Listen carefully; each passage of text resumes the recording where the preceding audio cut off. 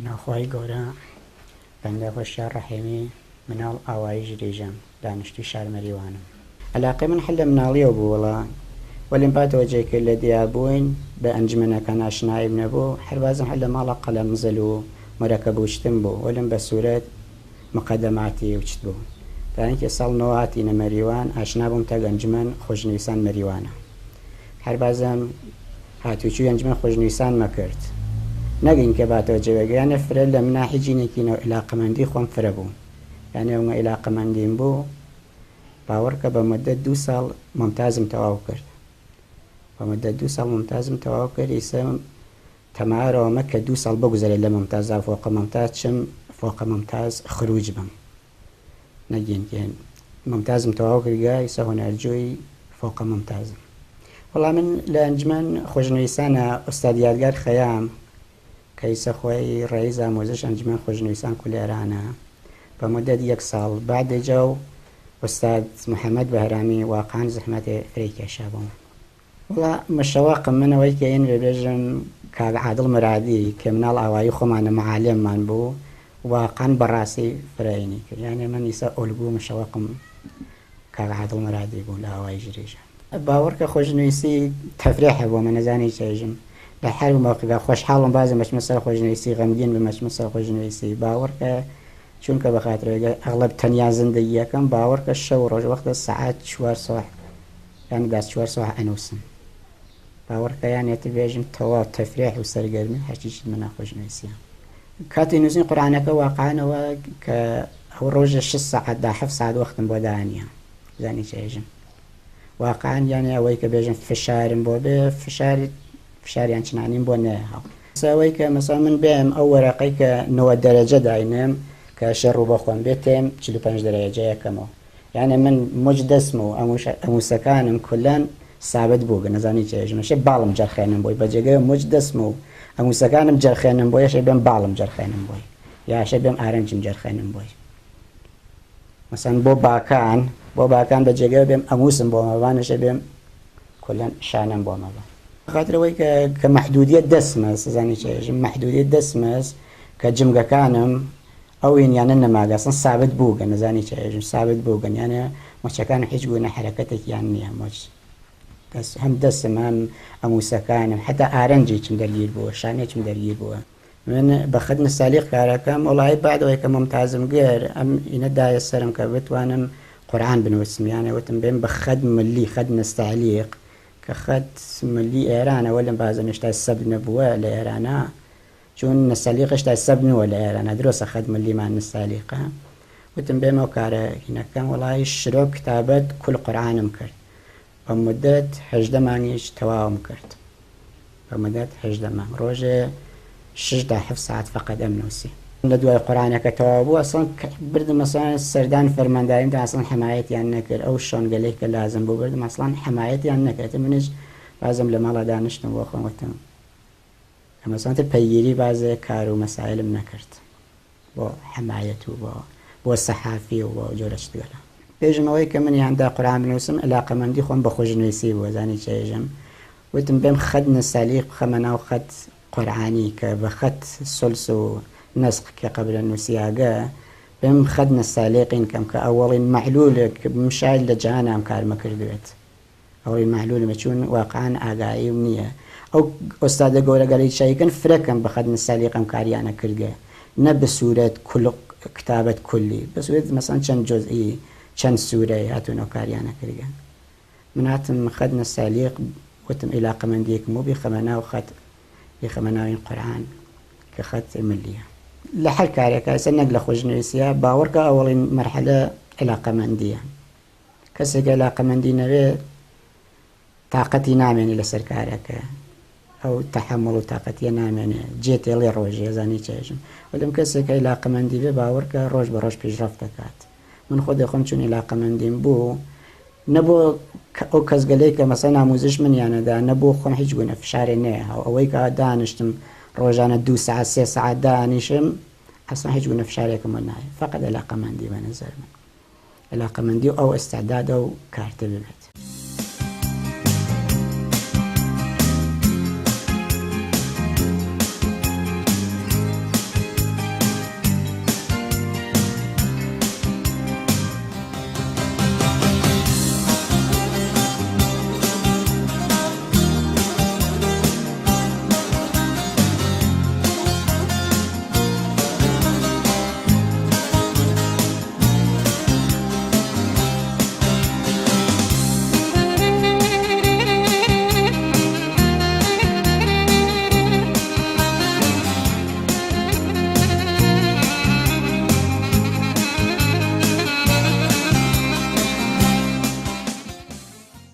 حەزەکەم لە هەر زمینێکە سەنەتەنیا لە زمینە خۆشنویسیاوانەی کە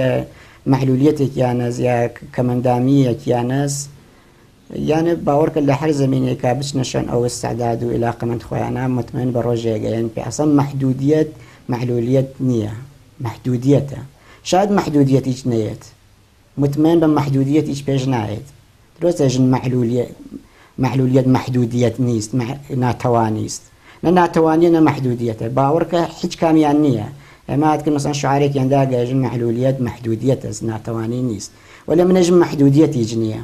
یەکێ سداقەتە مۆفەقی خۆم یەکێ خانەوادەمە یانە باوەڕکە خانەوادەم لە فرە زمینەکانە پشتمیان گرکە دەستمیان گرکە خۆشیان پێمەوە بووە بەڕاستی یەکێ سداقەتە یەکێکی سەبر و تااقەتم فرەس لە کارەکەەوە یانە سەبر و تااقەتم لە کارەکەەوە فرەفرە بووە لە جەشنوارەی نظامەمەلکە گەڕوز بوو پارەکە لە سنەوە شرکەتم کردوان کارێکم چوە ناو جەشنوارەکان حەسەن باتەوە جەبەیە کە منەنجمە خۆشنویسان کەس نازانێت من معلولیەتێکم هەست هەربازم کارەکەم چووە ناو جەشنوارەکان لە نمایشگای گروەکان مەریوانە شرکەتم کردگە و لەم باتەوە جەبەوەی کە 1 ساڵ و نیمی خەریک کتابەت قورئان بووم لە فرەچ دەستم کێشا مەسەڵەن نمایشگاکان جەشنوارەکان چون واقعاً زەمان نەبوو وەخت نەبوو کاینەکەم خستەمە لەم کتابەت قورئانە وەختەکەم دابم لە نمایشگای چرا گرویە بووم مەریوان 2-3 بار بووم لە جەشنوارەی کورسان نابووگم نمایشگەکان کورسان نابووگم وستانی فرە بووگم هینی مەسخۆوانی چاوانە لۆح تەقدیرێوانە لۆح سپاسوانمە گشتە سەوانە وەڵا ئەوەی کە تەقدیر بێت تایسە کەسێ تەقدیری نەکردگە لە من یانە بێژن بەوینەوە چون دووسەدان لە سازمانە وەدارەکان گەڕیام ئەسڵەناتن بە لۆح سپاسێ بەینێ یانە کارایژێ کارەکەی من یانین کرد و ڕێخنەیەک ئەگیریێت ڕێخنە چرا ئەگیریە هەرت زانی چێژم وەلم نەگەوانەی کە مەسەن ئەوانەی کە مەسەن زانایانز لەبار خۆشنویسیەوە هاتکە مەسەن کارا بە سەلیقە و بەین خۆیات کە ڕێخنەی گرکە زانی چێژم خەدنە سەلیق چونکە بە شعر و شاعرەکانە فرە لەبار شعر و شاعری ئەوی نیەس بۆ شعر بەکارە بێ واقعاً زەرافەتە جوانەدا بۆ خەتە زانی چێژم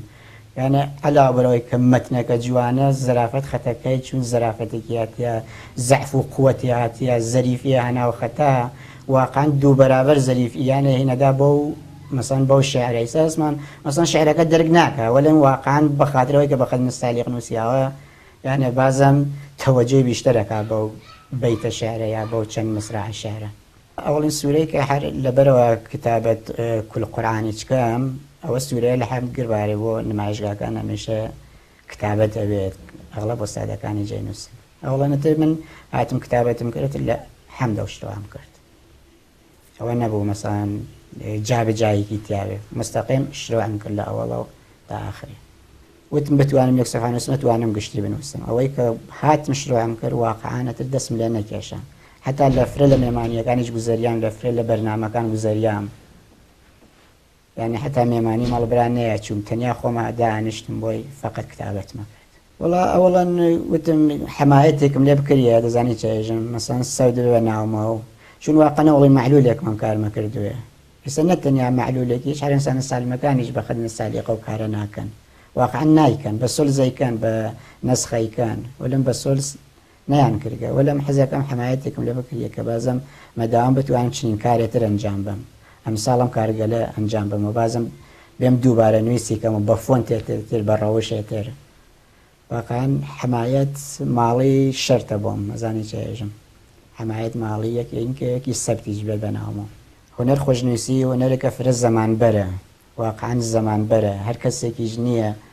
مەسەن فرە ئەنگوشتمارەگەن بە هونەر خۆشنوویسی واقعا حەمایەت کردیان سەر و سامان گیریان ئەلان مەسەڵەن من چەند ساڵی سە مەدرک ممتازم کردگە نەرجی فۆق ممتازم حتا بیمێکیش میان ڕەت نەکردگە حتا بیمە هیچ گونە حەمایەتە نەکریاکەم واقعا حەمایەت کردە سنە بەخاتر معلولیەتەکەەوە بەخاتر هونەرەکەەوە ئێستا من معلولیتەکەی چم چون باتەوە جێبەوەی کە نەخۆشیە صعب العلاج و لا علاجە ئەسڵەن بە سوورەت مەداوم نیازم بە مەراقبەت پزیشکی ئەز واقعانەشە حەمایەت کردیم دارو مەسرەفەکەم هەروە چەندین دانە تعویزم ئەنجام داگە یانە تعویز مەفاسڵم کردگە دوودانە لە گەنەکانم تعویز بوو گەنەشە زانوەکانیشم تعویز بن واقعا حەمایەت بکریە نەزانی چێژم واقعا حەمایەت کردە